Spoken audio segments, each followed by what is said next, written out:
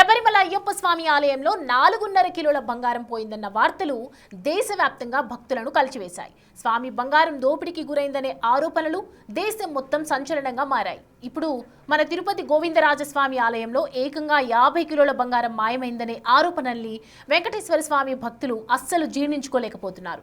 గోవిందరాజస్వామి ఆలయ గోపురం పనుల్లో జరిగిన అవకతవకలేంటి? టీటీడీ చుట్టూ ఈ వరుస వివాదాలేంటి?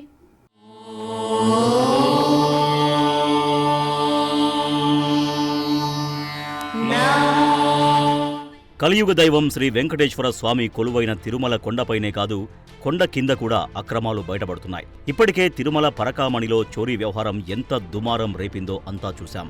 ఆ తర్వాత కల్తీ నెయ్యి వ్యవహారం దేశవ్యాప్తంగా చర్చకు దారి తీసింది. ఇటీవల వస్త్రాల కొనుగోళ్లలో జరిగిన అవినీతి కూడా హాట్ టాపిక్ గా మారింది. ఇప్పుడు కలియుగ వైకుంఠం తిరుపతిలోని శ్రీ గోవిందరాజస్వామి ఆలయం చుట్టూ ముసురుతున్న ఆరోపణలు సంచలనంగా మారాయి. ఆలయ రాజగోపురం బంగారు తాపడం పనుల్లో ఏకంగా 50 కిలోల బంగారం పక్కదారి పట్టింది అనే ఆరోపణలు ఇప్పుడు తీవ్ర చర్చకు దారితీశాయి. ఈ వ్యవహారంపై విజిలెన్స్ విభాగం లోతుగా విచారణ జరుపుతోంది. అంతేకాదు 30 విగ్రహాలు ధ్వంసమైన విషయం కూడా బయటపడడం మరింత కలకలం రేపుతోంది.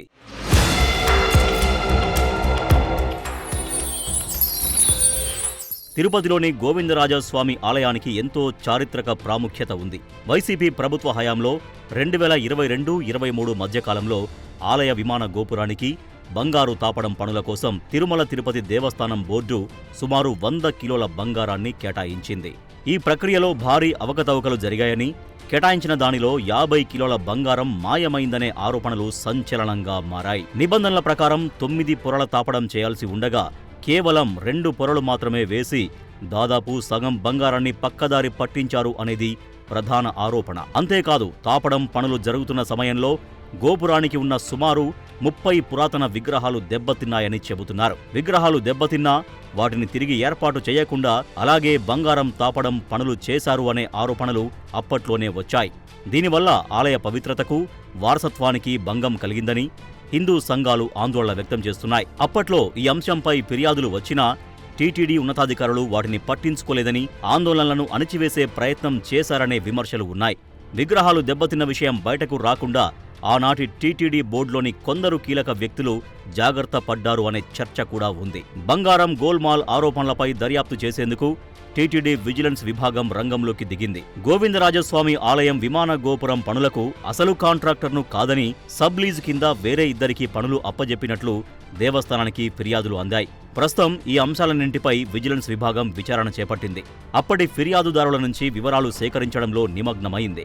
దీంతో పాటు బంగారు తాపడం పనులు చేసిన కార్మికులను కూడా విచారించి ఎన్ని విగ్రహాలు ధ్వంసం చేశారు, బంగారం ఎంత వాడారు అనే అంశంపై ఆరా తీస్తోంది. అంతేకాదు బంగారు తాపడం నాణ్యతపైన అనుమానాలు వెల్లువెత్తుతున్నాయి.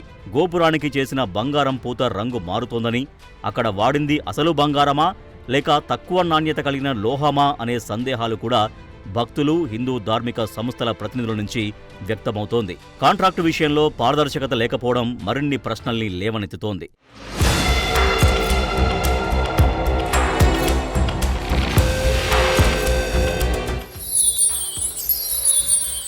కేవలం గోవిందరాజస్వామి ఆలయమే కాదు, కొంతకాలంగా టీటీడీ అనేక వివాదాల్లో చిక్కుకుంటోంది. ఇప్పటికే తిరుమల లడ్డూ తయారీలో కల్తీ నెయ్యి వాడారు అనే ఆరోపణలు ప్రపంచవ్యాప్తంగా ఉన్న హిందువులను ఆందోళనకు గురిచేసింది. తిరుమల శ్రీవారికి భక్తులు సమర్పించే హుండీ కానుకలను లెక్కించే పరకామణిలో చోరీ వ్యవహారం కూడా సంచలనంగా మారింది. అందులో పనిచేసే సిబ్బంది బంగారం, నగదు మళ్లించారనే ఆరోపణలపై ప్రస్తుతం సిఐడి విచారణ కొనసాగుతోంది. ఇటీవలే నాసిరకం వస్త్రాల కొనుగోళ్ల వ్యవహారం కూడా తీవ్ర చర్చకు దారితీసింది. అంతకుముందు శ్రీవారి ఆలయానికి చెందిన పురాతన ఆభరణాలు, కిరీటాల విషయంలోనూ అనేక సందేహాలు వ్యక్తమయ్యాయి. దేవుడి సొమ్ముకే రక్షణ కరువైతే అది భక్తుల నమ్మకాన్ని దెబ్బతీస్తుంది. శబరిమల లాంటి ఘటనల తర్వాత భక్తులు అన్నీ గమనిస్తున్నారు. కేరళలో ఉన్న ఆలయం గురించే భక్తులు ఇంతలా ఆందోళనకు గురైతే తిరుపతి తెలుగు రాష్ట్రాల్లో ఒకటైన ఏపీలో ఉంది. టీటీడీ పరిధిలో ఉండే గోవిందరాజస్వామి ఆలయంలోనే బంగారం పక్కదారి పట్టిందనే ఆరోపణలు భక్తులను మరింత కలవరపెడుతున్నాయి. ఈ వ్యవహారంలో విజిలెన్స్ విచారణ పూర్తయితేనే అసలు నిజాలు బయటపడతాయి. పారదర్శకమైన విచారణ జరిపి దోషులుగా తేలిన వారిని కఠినంగా శిక్షించాలని, స్వామివారి సొమ్మును కాపాడాలని భక్తులు కోరుతున్నారు.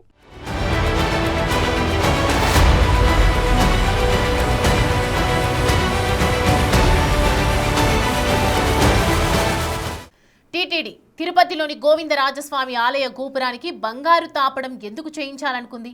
ఈ కోవెలకు ఉన్న చారిత్రక ప్రాముఖ్యత ఏంటి? ఏకంగా 100 కేజీల బంగారం కేటాయించాల్సినంత ప్రాధాన్యత ఉందా? అసలు కొండ కింద వెలసిన గోవిందరాజస్వామికి తిరుమల కొండపై నెలవైన శ్రీ వెంకటేశ్వరునికి ఉన్న లింక్ ఏంటి? పురాణాలు, ఇతిహాసాలు ఏం చెబుతున్నాయి?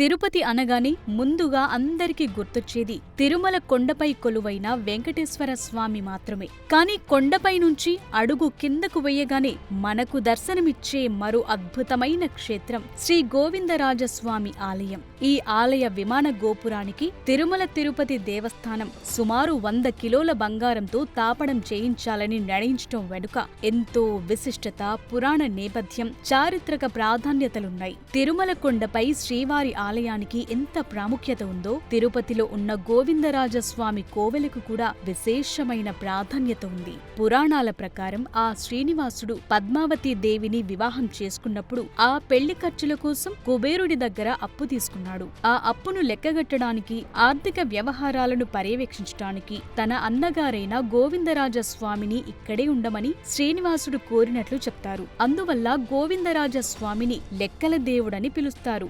ఆయన కొలిచే పాత్రను తలకింద పెట్టుకుని శేషతల్పంపై పడుకుని ఉంటారు. అంటే తమ్ముడైన శ్రీనివాసుడి అప్పు తీరిందో లేదోనని లెక్కలు చూస్తూ నిద్రపోతున్నారని భక్తులు నమ్ముతారు.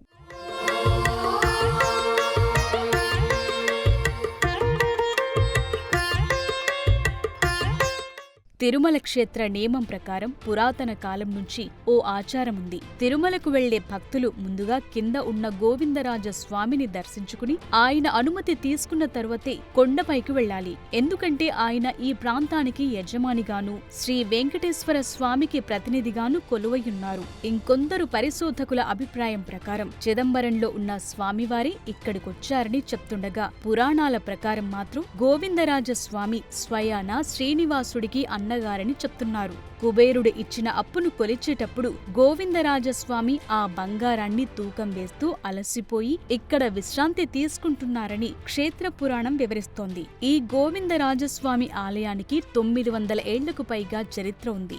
దీని వెనుక కూడా ఓ ఆసక్తికరమైన కథ ఉంది. 12వ శతాబ్దంలో తమిళనాడులోని చిదంబరంలో వైష్ణవులపై దాడులు జరిగినప్పుడు అక్కడి గోవిందరాజస్వామి విగ్రహాన్ని రక్షించేందుకు భగవత్ రామానుజాచార్యులు ఆ విగ్రహాన్ని తిరుపతికి తీసుకొచ్చారు. అలా 1130వ సంవత్సరంలో రామానుజాచార్యులు ఈ విగ్రహాన్ని ఇక్కడే ప్రతిష్ఠించి ఆలయ నిర్మాణానికి పునాది వేశారు.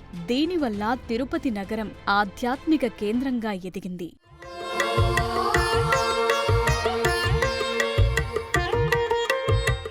50 కేజీల బంగారం మాయమైందనే ఆరోపణలు సంచలనంగా మారిన ఈ సమయంలో మరో చర్చ కూడా జరుగుతోంది.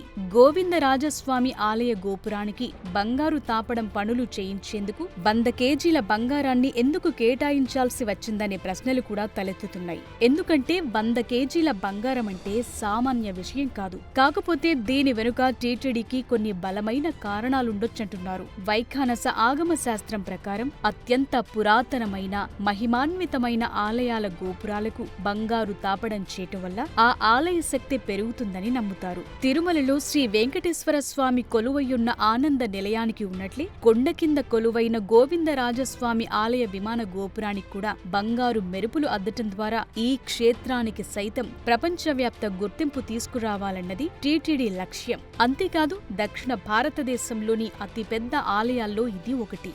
విజయనగర రాజులు, చోళులు ఈ ఆలయాన్ని అభివృద్ధి చేసేందుకు, భక్తులకు మరిన్ని సదుపాయాలు కల్పించేందుకు ఎన్నో దాన ధర్మాలు చేశారు.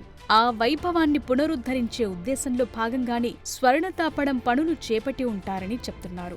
గోవిందరాజస్వామి కేవలం ఓ విగ్రహం మాత్రమే కాదు, తిరుపతి నగరానికి సైతం ఆయనే రక్షకుడని భక్తులు నమ్ముతారు. తిరుమల శ్రీవారి ఆలయానికి ఎంతటి ప్రాధాన్యత ఉందో అంతే స్థాయిలో ఈ ఆలయాన్ని అభివృద్ధి చేయాలని టీటీడీ భావిస్తోంది. అందుకోసమే 100 కేజీల బంగారంతో బంగారు తాపడం పనులు చేపట్టారనే వాదనలు వినిపిస్తున్నాయి. కాకపోతే ఈ వ్యవహారంలో సగానికి పైగా బంగారం పక్కదారి పట్టిందనే ఆరోపణలే టీటీడీ ప్రతిష్టకు భంగం కలిగిస్తున్నాయనే చర్చ జరుగుతోంది.